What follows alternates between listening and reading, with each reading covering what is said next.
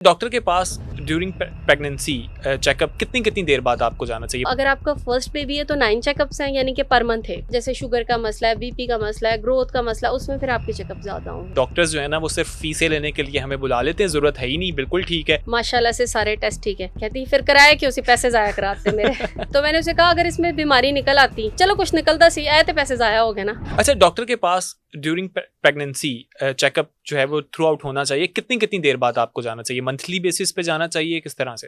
देखिए, अगर तो आपकी बिल्कुल healthy, straight away, uneventful, normal pregnancy है, कोई मसला मसाइल नहीं है, बिल्कुल आप ठीक हैं, तो जो रिकमेंडेड चेकअप्स हैं वो, अगर आपका फर्स्ट बेबी है तो 9 चेकअप्स हैं, यानी कि पर मंथ है।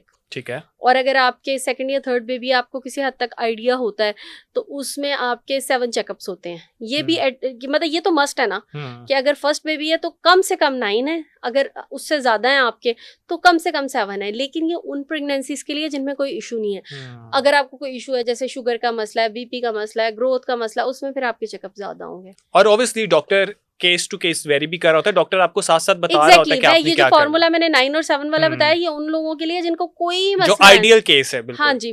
अगर आपको जैसे मिसाल के तौर पे आपको शुगर का मसला, आप डॉक्टर ने आपको मेडिसिन स्टार्ट करवाई है, तो वो आपको ज्यादा बुलाएगा ना देखने के लिए कि क्या वो मेडिसिन से आपका शुगर, आपके लेवल्स कंट्रोल हो रहे हैं कि नहीं, सूट कर रही है या नहीं कर रही, ज्यादा करनी है, कम करनी है, चेंज करनी है। आप उसमें आप ये तो नहीं कह सकते कि मुझे आप बार बार बुला रहे हैं, बार बार बुलाएंगे तो उसको सेट डाउन करेंगे ना। बिल्कुल। तो ये अगर तो कॉम्प्लिकेशंस है तो आप सिंपली अपने डॉक्टर को फॉलो करें। अगर कॉम्प्लिकेशंस नहीं है फिर भी 1 महीने में एक दफा लाजमी। अच्छा, लोग यहाँ पे ये भी डर जाते हैं कि डॉक्टर्स जो है ना वो सिर्फ फीसें लेने के लिए हमें बुला लेते हैं, जरूरत है ही नहीं, बिल्कुल ठीक है। अगर डॉक्टर के पास जाएं और डॉक्टर के नहीं अल्हम्दुलिल्लाह सब कुछ ठीक है, तो फिर हम कहते हैं पैसे ज़ाया हो गए हैं। मेरी एक पेशेंट आई, उसको मैंने कुछ टेस्ट लिख के दिए ना, तो उसने टेस्ट करवाए, तो मैंने उसको कहा माशाल्लाह से सारे टेस्ट ठीक है।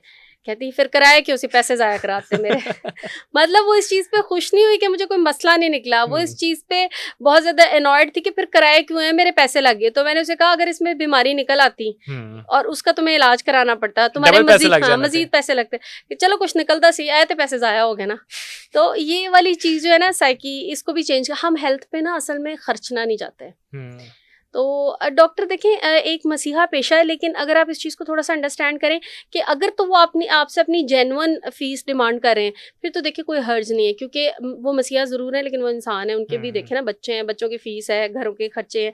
हाँ, अनड्यू आपको किसी को चार्ज नहीं करना चाहिए। यहाँ पे डॉक्टर्स के ऊपर भी थोड़ा सा आ जाता है, क्योंकि डॉक्टर्स भी इस तरीके को जो है ना वो गलत तरीके से भी कुछ ले लेते हैं, क्योंकि हमारी जैसे हम खुद हैं वैसे ही डॉक्टर्स होंगे। 5 उंगलियां बराबर नहीं होती ना, बहुत सारे पेशे बहुत ज्यादा मुकद्दस हैं। उस्ताद का कितना इस्लाम में मर्तबा है, जो हमें कुरान पाक पढ़ाते हैं उनका कितना है। तो ये है कि अगर आप लिमिट में रहते हुए सिर्फ उतना डिमांड करते हैं जितना आपका एक्चुअल बनता है, तो इसमें कोई हर्ज नहीं है। हाँ, एक चीज़ और जो मैं पर्सनली पसंद करती हूँ और मैं प्रैक्टिस भी करती हूँ, और मोस्टली डॉक्टर्स करते हैं, एक्सेप्शंस आर ऑलवेज देयर, लेकिन मोस्टली करते हैं कि अगर आपका पेशेंट नॉन अफोर्डिंग है तो हम उससे फीस नहीं भी लेते। ऐसा नहीं होता कि अगर पेशेंट नॉन अफोर्डिंग है तो हम उसे कहेंगे नहीं, मैंने तो चेक ही नहीं करना जब तक तुमने फीस नहीं देनी। ऐसा नहीं होता। कॉर्पोरेट कहीं ना कहीं करते हैं, उसको एंटरटेन करने की कोशिश करते हैं। फीस अभी ले, बहुत सारे डॉक्टर्स की फाइल्स के बाहर लिखा होता है फीस हस्बे तौफीक। तो ये भी चीजें होती हैं। ये बहुत अच्छी चीज भी है, जो अच्छी चीज है उसको भी अप्रिशिएट करना चाहिए। लेकिन देखिए, अगर एक डॉक्टर ने मिसाल के तौर पे कोई भी अपनी नॉर्मल फीस, अच्छा मुझे एक पेशेंट ने कहा आप फीस क्यों लेते हैं डॉक्टर्स, मैंने कहा क्या मतलब है इसका, तुसी लिख के ही देना है। मैंने कहा हमने सारी जिंदगी इसके अलावा सीखा ही कुछ नहीं लिखने के अलावा।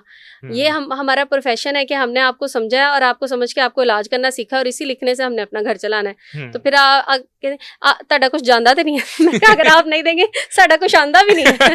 तो फिर कैसे सिस्टम चलेगा? तो ये कि जायज हक हर एक का ना आप रखें, ना किसी से नाजायज लें। बिल्कुल ऐसे ही है। बाकी ये कि रिक्वेस्ट अगर आप कर लें ना अपने डॉक्टर से, तो मुझे नहीं लगता कि कोई आपको इस तरह से कहेगा नहीं मैंने चेक ही नहीं करना।